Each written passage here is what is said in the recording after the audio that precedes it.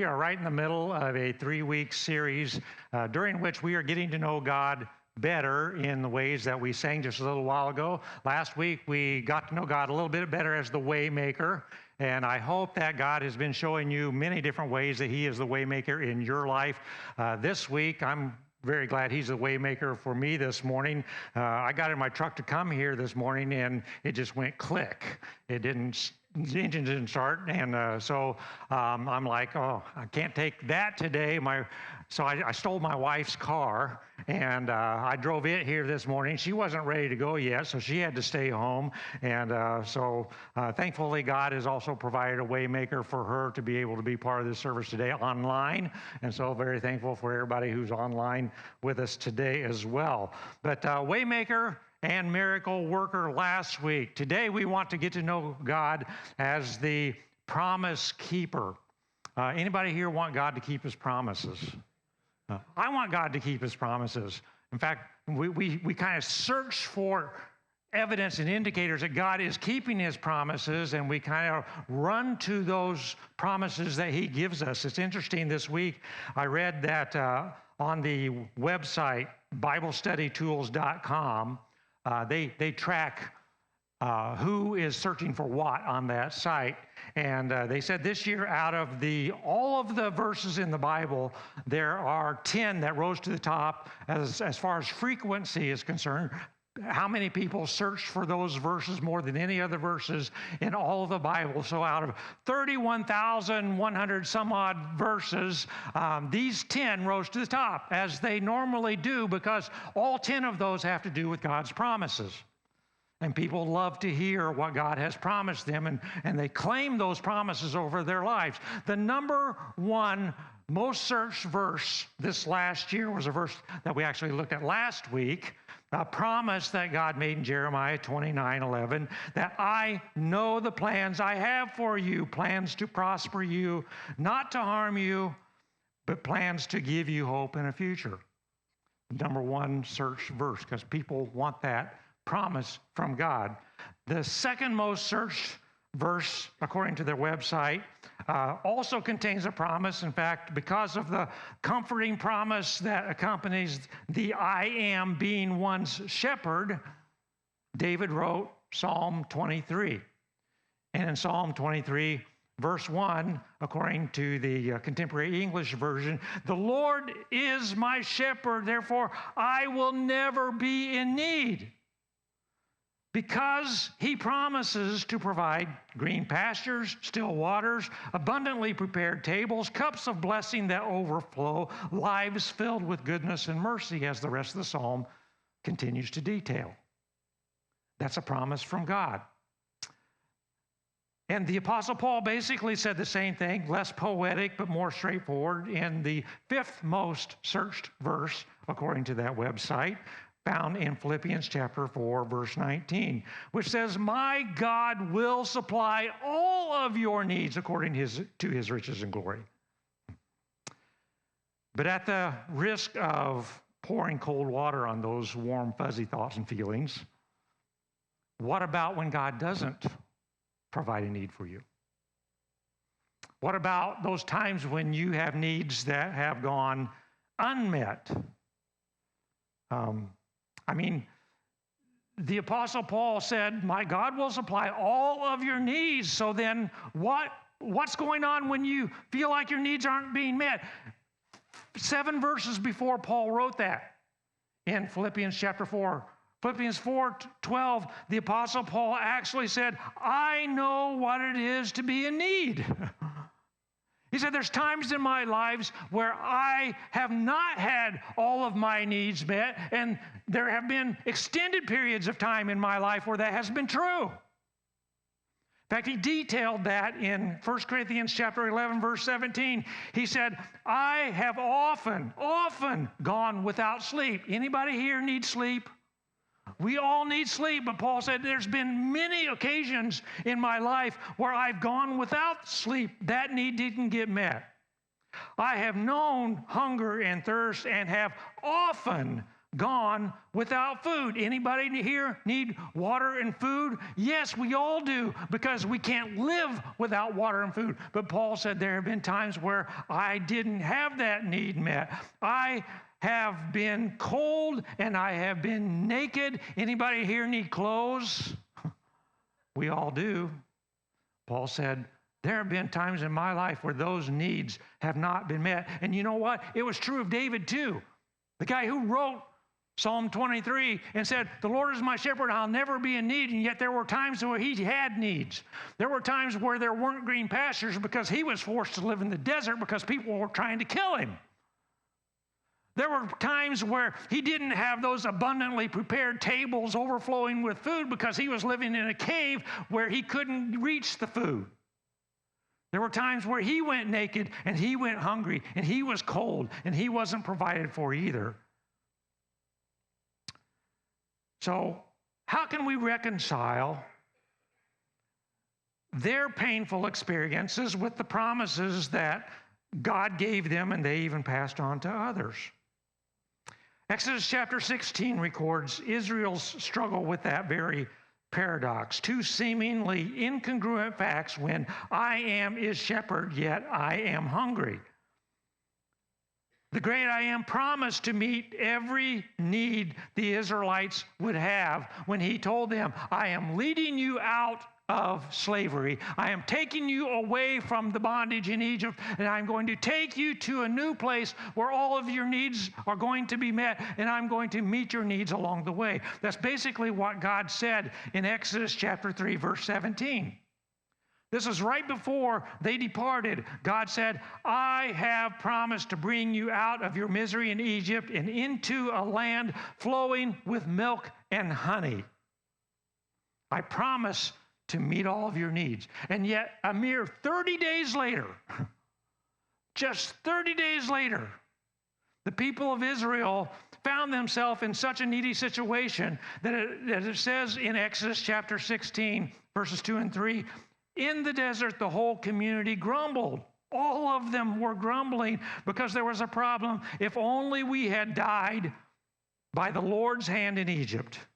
There we sat around pots of meat and ate all of the food we wanted, but you have brought us out into this desert to starve this entire assembly to death.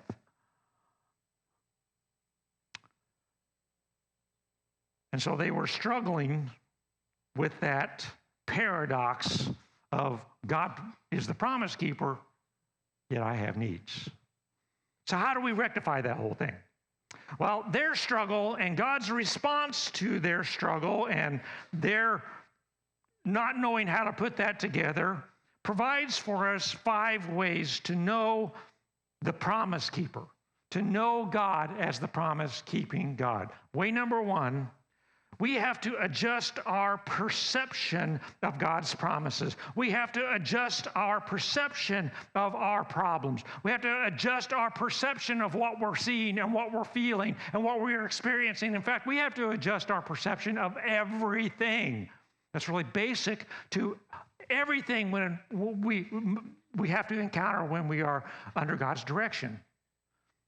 Because as we said last week, God doesn't always take us the way that we think we ought to go. He takes us in different ways. Why is that? Because he can see things we can't see. And we need to start seeing things the way God sees things, because God doesn't see things in 3D. God sees things in 4D. We see things in those 3 dimensions, but God has a whole 4th dimension that he sees. It's called the spiritual dimension. It's called the spiritual world that's all around us, but we can't see it. But God created it, and God is the one who is the Spirit who is leading that. And so he makes his decisions about what goes on in our life according to what he can see in all of those dimensions, not just the 3. And so we need to change our perception about everything. Israel's struggle largely was due to the fact that their perception and their expectation of how God can and will meet needs was locked in to what they could see and what they knew and what they had experienced, just like ours. Limited but by what is known and what our experiences are and what our resources are. Israel's perception of their situation drastically affected their view of God because their perception was based on what they were seeing and what they were feeling. And in that moment, what were they feeling? Hunger pains. Why were they feeling hunger pains? Because they were 30 days into a 20-day trip. It normally would take people like 3 weeks to walk from Egypt to Canaan. And so they were expecting, okay, it's going to take us about 3 weeks to get there. I mean, it probably would have taken them a little longer because there was like 1 million of them. Imagine how many bathroom stops that was going to require. Okay, all 1 million of you, take care of it now because we're not going to stop till we get there. No, that wasn't going to happen. But they knew it was going to take somewhere around 3 weeks, and so they would have packed the resources that they need, the food that they need to last for about 3 weeks. Now they're on day 30. They're 10 days past that. Their supplies, their resources are dwindling, and by this time, almost totally gone. And so their perception of God was limited by what they brought with them. And now that was gone. Their perception of God was limited by how they would have solved that problem had they been back in Egypt. You run out of food, you grow some more. You run out of food, you go hunting. Or you raise some livestock. That's how you solve that. They couldn't do that, number one, as they were traveling, but they were also in the desert. And they couldn't stop and raise enough food to feed them. And so their perception of the problem was limited by all those things they could see and they could feel. And because they were out of options from known resources, they thought God was out of options too. And so, according to what they were feeling and thinking, God's promise to provide seemed rather empty. Scored a very low score on that scale of 1 to 10 because everything they were experiencing said, God is not keeping his promise. And we tend to limit God to our resources, to our nest eggs, to our bank accounts, to our ability to earn income. And when those things start getting low, how we're going to rectify that and how we're going to change that and how we need to work harder or get a part-time job or do whatever we have to do to build that up. Man, when all of those things, our resources and our resourcefulness dries up, we begin to doubt whether or not God is a promise keeper, just like they did. And so we need to take the second step here. The second way to know God as the promise keeper is to allow for God's creativity. Allow for God's creativity. Don't put God in a box of what we know, because God knows so much more than we know. And God is the creator. Look at Israel's reaction when God did keep his promise to provide. When God did come through in chapter 16, verse 15, it said, when the Israelites saw it, what was it? It was the manna. Because God provided, as he said he was going to, by providing this bread from heaven, as he called it, that came down, settled on the ground, and when the Israelites saw it, the manna, they said to each other, what is it? We've never seen anything like this before. What is this stuff? In fact, they didn't even know what to call it. It says later in the text that they were the ones who called it manna. Manna literally means in the Hebrew language, what is it? What are we going to call this? Well, let's just call it whatchamacallit, because I don't know what to call it because we don't know what it is. They had no concept because it wasn't from their normal way of getting their need of hunger met. It wasn't normal bread. It wasn't normal food. It didn't have yeast in it. It didn't have flour in it. They'd never seen it before. And they had kept God in such a small box that they just couldn't even track with God that he was doing this wonderful thing for them. But God said, I don't have to have flour and yeast. I can do things in a supernatural way. And that's exactly what God did in chapter 16, verse 4. God said to Moses, I will rain down bread from heaven for you. And the people are to go out each day and gather enough just for that day. Supernatural bread made in heavenly ovens, or however God chose to make it. That was better than any bread that they could make. In fact, it tells us in the text, it tasted like coriander seeds mixed with honey. It was like my southern mama's biscuits that she would pull out of the oven, and you'd open them up and put butter on there and then pour honey all over them. And that's what I'm talking about when it comes to breakfast. I know you guys are almost to lunchtime, and that's mean to talk about stuff like that. But this was great that God was going to provide, but it was in a supernatural way, stuff they had never tasted anything that good before. So here's the point. What does God need to meet your need?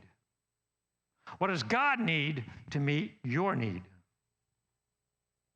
What did God need to feed 5,000 hungry men and all of their children and their wives on a hillside when Jesus was here, God in the flesh? What did he need to meet their need? He needed just 5 of those biscuits and a couple of sardines, and he turned it into a feast that fed everybody. What does God need to sustain your life? What did God need to create everything that exists, everything that we can see and touch and feel, and so much more that's out there in a universe that's so big we can't even measure it? What did God need to create all that? Nothing. He can meet our needs out of nothing, because all he needs is his word and his desire to do so. And so we need to start expecting the unexpected when it comes to God being the promise keeper. Allow him to be the creator, to keep his promises in ways that we wouldn't even think of. Because God wants to surprise us sometimes. Why does he want to do that? Why is God so different than what we are? And why does he provide in ways that we don't expect? Third way to know him as the promise keeper. Apply God's reasons for how and when to keep his promises. His reasons are so much better than our reasons. You see, we want God to keep his promise so that my stomach can be full. God has a bigger and better reason to keep a promise than filling my stomach. God has a bigger and better reason to keep his promise than to fill our bank accounts or to give us more stuff. Now, all of that is important, but God says you need to think on a different level than that, a different reason. Notice what God said. In fact, he gave the reason, that 4th verse that we just read, the first part of, when God said, I'm going to rain down bread from heaven. But then he said, in this way, I will test them and see whether they follow my instructions. That was his reason. And we kind of look at that and turn our head sideways a little bit and say, but that doesn't sound very loving. I mean, it sounds kind of like God is an egocentric leader. I'm just going to test them to see if they're going to do what I say. It kind of sounds like God is one of those teachers that maybe you had in school that would create tests just to see how many people they could flunk, make the test so hard. No, that's not the kind of test God is talking about here. In fact, the word that's translated test, it means to prove or to strengthen or to build up, not to tear down, to build up. It's the kind of test I made my son go through when he was in high school. Every summer, get to be about the middle or last part of July, when my son was in high school, I would say, son, you need to go run. Dad, I don't want to go run. It's hot. It's humid. It hurts. I don't like to run. I don't want to go run. But you need to go run. We need to see how far you can run and see what your endurance is and see if we can increase that endurance. Well, I don't want to do that, but we need to do that. Why did we need to do that? Not because I was being a mean dad who just wanted to see how far my son could run before he passed out. It was because he loved this thing called football, and football was coming. And in August, they went through 3-a-day practices, and I knew if he didn't start running now, he was going to die in those 3-a-day practices. So I was trying to build up his endurance and build up his strength by putting him through that test. And that's exactly what God is talking about here. He says, I want to build you up. I want to strengthen you. I want you to help you to grow. That's what the Apostle James talked about in James chapter 1, verse 3. Notice he says, the testing of your faith. You know, we think faith is just all about being warm and fuzzy and God loving us in comfortable ways. No, God says, in your faith, in your walk with me, there will be these kinds of tests. The testing of your faith, notice, develops perseverance. Perseverance must finish its work so that you may be what? Mature and complete and not lack anything. I want to make you better, so I'm going to put you through this test. I want to make you better, so I'm going to provide for you in a way that will make you better. I'm going to keep my promise in a way that will make you stronger and more mature. That was Moses' explanation after the fact. The whole book of Deuteronomy is like a commentary that Moses wrote after the fact on the events that happened throughout the Exodus. And so in Deuteronomy chapter 8, Moses was given a commentary on the reasons why God was doing what he was doing when he provided the manna, and the reasons why they had to be hungry for a time. He said, the Lord wanted to find out if you were truly willing to obey him and depend on him, so he made you go hungry. And then he gave you manna, a kind of food that you and your ancestors have never heard about. Why would God do that? Next verse. The Lord was teaching you that people need more than food to live. They need every word that comes from the Lord. There are some things that are more important than food. We need food to live. But what do we need for real life? We need God and who he is. We need the words that he speaks. We need the promises that he makes and how he fulfills them. You see, a test is a teaching tool about what we really need to live, about what's really most important and vital in life, which brings us to the fourth way to know God as the promise keeper. Adopt the priority of God's promises. Adopt God's priority list. When I was growing up, I heard the phrase, and my parents practically wore out the phrase on me, first things first. First things first. Anybody else have parents that gave you that phrase, first things first? And why did they wear it out on me? Because I had a tendency to want the things that were less beneficial than the things that were more needful. For instance, I wanted pie and ice cream. My mom, that Southern cooking gal, she was like, at least in my opinion, the world's best pie maker, especially apple pie. And you put some ice cream on top of that, and you are just in heaven. And so there would be times when I wanted apple pie and ice cream, and Mom would say, no. Why? Anything wrong with pie and ice cream? No, but first things first. It's wrong when you ask for it at 5 o'clock. No, you can't have pie and ice cream now. You've got to eat supper first, and then you can have some pie and ice cream. And Mom, being that Southern gal, you have to realize that sometimes supper included fried okra. I don't know if you've ever had fried okra, and maybe you had it different than I did, but the way Mom cooked it, crunchy on the outside and slimy in the middle. And it was nasty stuff once you got past the crust on the outside. And I never told Mom that. I'd choke it down, and I would eat it. Why would anybody eat that stuff? To get to the pie and ice cream. You had to eat everything on your plate, then you got the pie and ice cream. But Mom had to teach me first things first. Like all kids, I want to go straight to the dessert. So did God's children, Israel. In their case, it wasn't pie and ice cream. It was milk and honey. They want to go straight to the milk and honey. That was the dessert prepared for them at the end of the journey. Let's go straight there. Let's forget about this nutritional stuff that's going to help me grow and mature and be stronger. I want to go straight to the milk and honey. But the Heavenly Father said, no, first things first. And that's how God fulfills his promises. That's the priority list. In fact, sometimes God provides the lower priorities in response to our pursuit of the higher ones. When we pick the first things, he said, okay, now you can have other things. That's exactly what Jesus said. That was the principle he gave in Matthew chapter 6, beginning in verse 32. Jesus said, don't worry, saying, what shall I eat? Where's the pie and ice cream? What shall I drink? What shall I wear? But first things first, seek first his kingdom.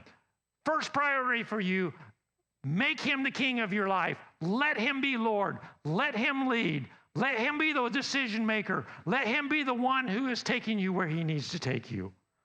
Seek first his kingdom and his ways of doing things. That's righteousness. And then all of these other things will be given to you as well. Then he will give you the lower things that are also important, but you need to know him first.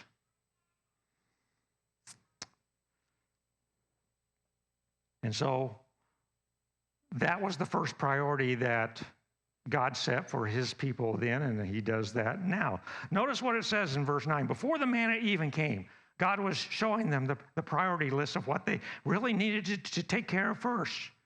It says, Moses told Aaron, say to the entire Israelite community, come before the Lord, for he has heard your grumbling.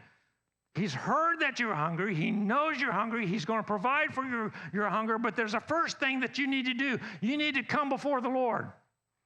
Now, that phrase isn't just talking proximity.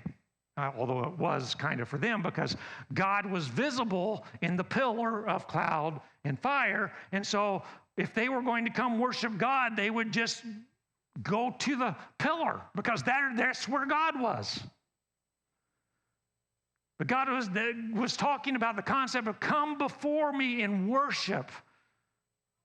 This is the phrase that's used over and over again in the book of Leviticus that describes ceremonial worship. The priests would come before God to worship and adore him, and they would never come in empty-handed. They would always come with an offering. In fact, the word come before in Leviticus 95 times is translated offer the Lord. That's true worship. Come before him, offering yourselves to him. Seek him first, his kingdom, his rule first, his ways first, and then the manna will come. But children of Israel hadn't been very good at that yet. Worship must be a first thing, but for them it had only actually happened one time in 30 days. They'd only stopped and really worshiped God one time in 30 days. Why? Why so seldom? Because they were so preoccupied with the journey and with the stuff, and how long is the food going to last, and where's the water that we're going to need, and when are we going to get there, and why do we have to go this direction? And they were so occupied with the details of the journey that worship kind of got pushed out. And the same is true with us. We get so wrapped up in our jobs, in our kids, in our bills, in our schedules, in our wants, and how to maintain all the stuff that worship gets crowded out, and then we wonder why God seems so far away and why the needs still are not getting met. And Jesus said, well, when you're worrying about all that kind of stuff, just flip the priority list. Seek me first. Worship God first. I need to give just a little bit of a warning here, because we have this tendency to say, okay, I want to do that. Okay, God, I've worshiped you. I went to church. I gave an offering, and I gave you my time, so where are the promises? You know, we kind of have that tendency to treat God like a vending machine. Okay, I chucked in the worship. Where's my candy bar? That's not the attitude. That's the attitude I had with the okra. choke down the okra so I can get the pie and ice cream. So it better be there. No, he's talking about true worship. Worshiping as a true priority. It is desiring God more than I desire food. Desiring a relationship with him more than I desire money. More than I desire things. And when we desire him and worship him that way, he will keep his promises to provide what we need, when we need it, in his way, in his time, for his reasons. And when he does, don't leave out the fifth way to know him as the promise keeper. The fifth way is this: activate your memory. Activate your memory. Was sending manna the first time God had kept a promise to his people in recent memory? Not by any means. I mean, if they would have just stopped and started taking account, look back over the last 2 months, Israelites. Has God kept any promises for you? He sent Moses to you to lead you. He equipped Moses with signs and wonders to show the power of God. He convinced all of the Egyptians, not just the leader of Egypt, to let the people go through miraculous plagues that, by the way, the children of Israel were spared of, but went through all of Egypt, so that the Egyptians were so glad that they were leaving. They gave them gold and precious jewels and enriched them on their journey, so they were no longer poor, but now they were even materially rich. God protected them from Pharaoh when he was in pursuit. God moved behind and protected. God opened a whole ocean so they could walk through on dry land. And then God took care of their attackers with the ocean going back in place. Miracle after miracle, promise after promise. He kept all of those promises for days and days and days and days. And all that happened in like a 2-month period of time. But boy, as soon as my stomach starts feeling a little empty, totally forgotten. I mean, it's like they wrote all of that in the sands of the sea, and when the waves came crashing in, it was all washed away. So God says, this time, I want you to carve my promises in stone when I keep them. I want you to do something to remind yourself and to remind other people that God is a faithful, promise-keeping God. And so in chapter 16, beginning in verse 32, he instructed Moses to take a jar, put some of the whatchamacallit bread in there, keep it in a place where people were going to be able to see it, and be reminded that God is faithful, and he keeps his promises in ways that are most beneficial for you, and he will always do that, so you can always go back and take a look and know that he is a promise-keeping God.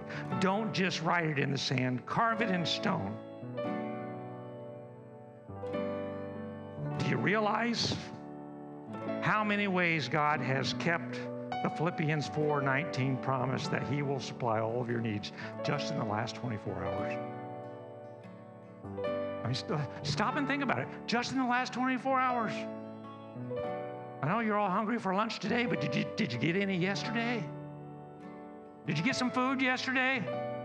Did you have a home to maintain on a Saturday and take care of that God's blessed you with? Did you get some supper last night? Did you have some entertainment yesterday?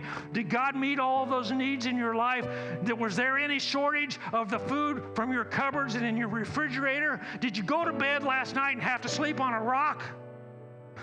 Or did you have a comfortable bed with a comfortable pillow that Jesus didn't even have?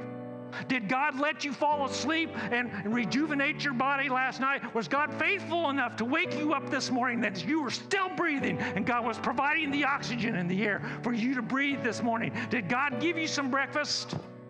Did God let you plug that machine in so those coffee beans can provide that life-giving juice for you this morning? Did God give you some electricity to cook your breakfast with? Do you have a house that covers your head so you don't have to sleep in the rain? Okay, I mean, we can just go on and on and on and on. I'm so thankful that I don't have 3 rooms and a path. We've got running water, that God meets that need in abundant ways. God is a faithful, promise-keeping God. But as soon as we start getting a little hungry, as soon as the bank account starts getting a little short, as soon as I feel like I'm going to run out of something, those promises just get washed away. So let's stop forgetting.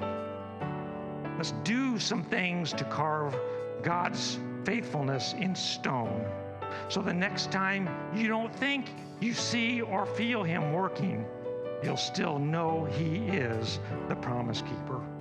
And that is who he is today. That's who he will be tomorrow. And that's who he always will be. Father, we thank you. We praise you. We worship you. Because you are a faithful God. We thank you and we praise you that all of your promises are yes. They may not be yes today. They may not be yes tomorrow, but someday when you know the timing's right and you know that our needs are getting met and you know how we're going to be strengthened and built up by it, you're going to say yes. We thank you that your promises are amen. They're true. Lie. You haven't lied to us. You haven't deceived us. We claim you as the promise-keeping God today, and we trust you to be that in ways that we cannot even imagine. And so we thank you that you are our creator, you are our redeemer, and you have drawn us back to yourself through Jesus Christ. And so we praise you today in his name.